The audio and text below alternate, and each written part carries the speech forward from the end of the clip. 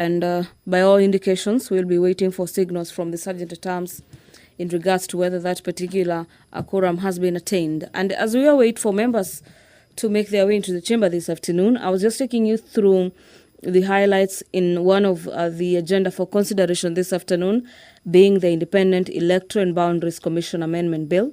This is National Assembly Bills number 10 of the year 2024 by the leader of the majority party in partnership with the leader of the minority party.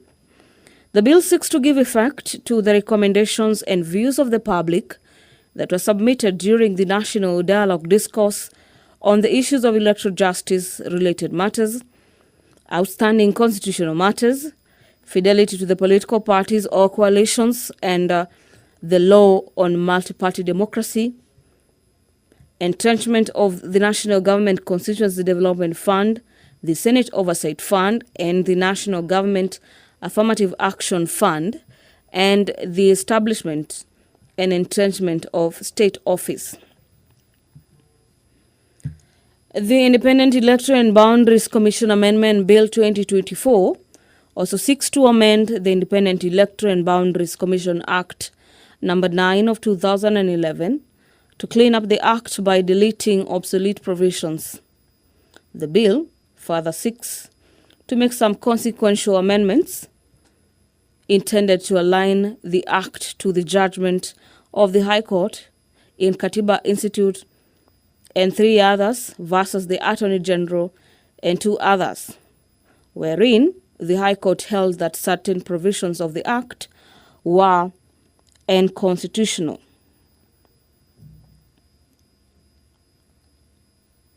The proposals in the bill are that Section 6 of the Act be amended and include experience in accounting or information and communication technology as additional professional qualifications for the appointment as a member of the Independent Electoral and Boundaries Commission.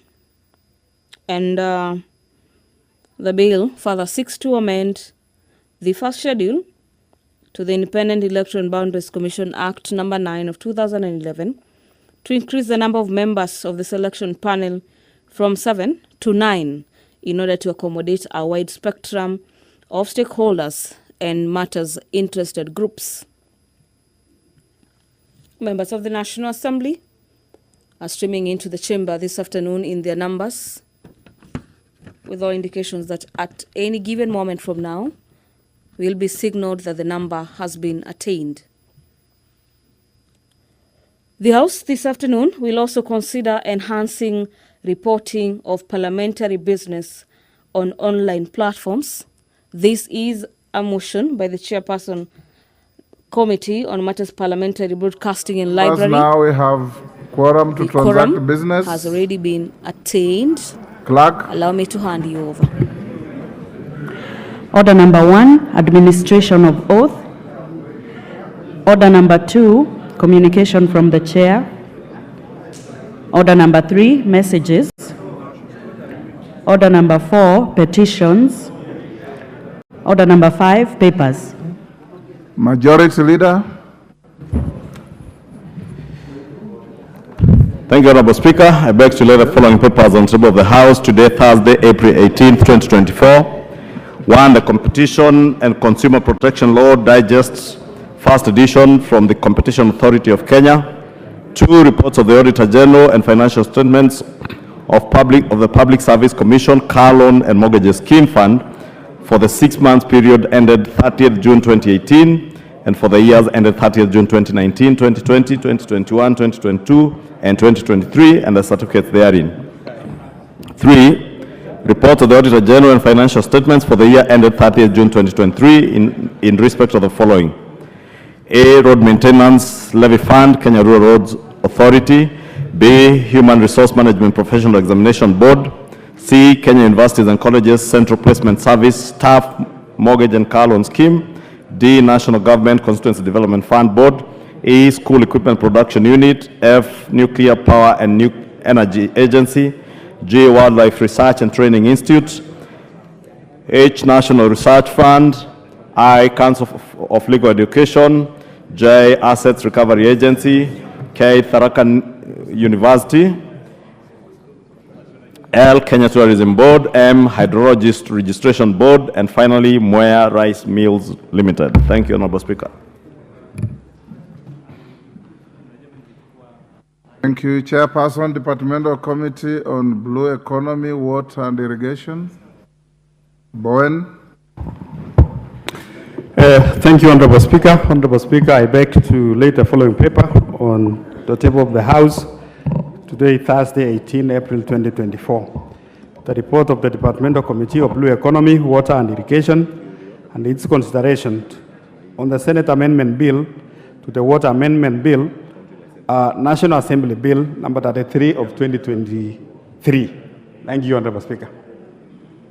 Thank you. Chairperson, Departmental Committee on Administration and Internal Security. Russell. Thank you very much, Honorable Speaker. Honorable Speaker, I beg to lay the following paper on the table of the House today, Thursday, 18th April 2024. Report of the Departmental Committee on Administration and Internal Security on the budget implementation for the second quarter of the financial year 2023-24 with respect to 1, Vote 1011, Executive Office of the President, Vote 1012, Office of the Deputy President, Vote 1013, Office of the Prime Cabinet Secretary, Vote 1014, State Department for Parliamentary Affairs, Vote 1015, State Department for Performance and Delivery Management, Vote 1016, State Department for Cabinet Affairs, Vote 1017, State House, Vote 1024, State Department for Immigration and Citizen Services, Vote 1025, National Police Service, Vote 1026, State Department for Internal Security and National Administration, Vote 2101, National Police Service Commission, and Vote 2151, Independent Policing Oversight Authority. Thank you, Honorable Speaker. Thank you. Vice Chairperson, Departmental Committee on Trade, Industry and Cooperatives.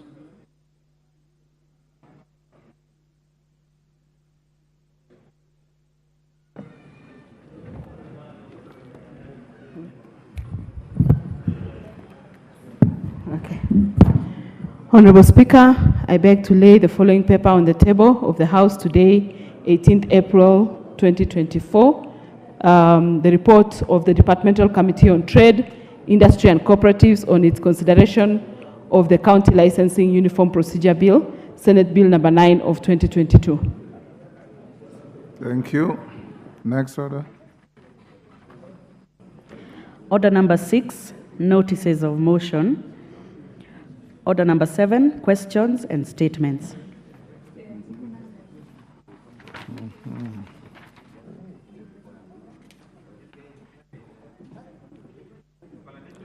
Honorable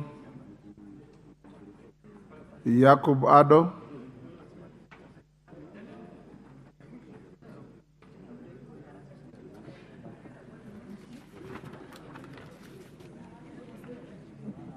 Honorable AJAABU. Yes. Yes, Honorable Bakoyo.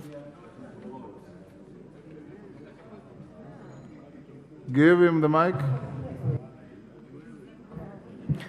Thank you, Mr. Speaker. Is it in order that, Mr. Speaker, the Honorable Kagushia, member for Mukurweini, steps into this House? Mr. Speaker, just recently, you read a very elaborate code of dressing in this bunge. The Honorable Kagushia has rudely walked into this House, dressed, Mr. Speaker, in a manner that is not parliamentary, Mr. Speaker. He even goes ahead, Mr. Speaker, to walk just below the bar, Mr. Speaker. And Mr. Speaker, he rudely interrupts the proceeding of bunge by dressing in a very unparliamentary way. Is it in order, Mr. Speaker? And he's one who has sat in the chair at the county assembly, Mr. Speaker. And Mr. Speaker, it is actually in true defiance of your ruling, Mr. Speaker, which was very elaborate. Mr. Speaker, is it in order that the Honorable Kagushia continues to sit in this House? Honorable Kagusha, you are improperly dressed. There is no provision for defending yourself. I belong to the same profession as you do, and in my 30 years in this house, I've never come in dressed like that. Although I also go to court and dress like that. So go and dress up and come back.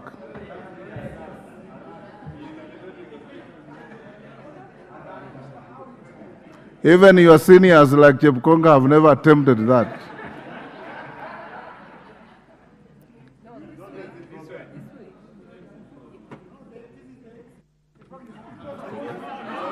You are a stranger in the house. Honorable Kagusha, you are a stranger in the house. You can't transact any business with the chair.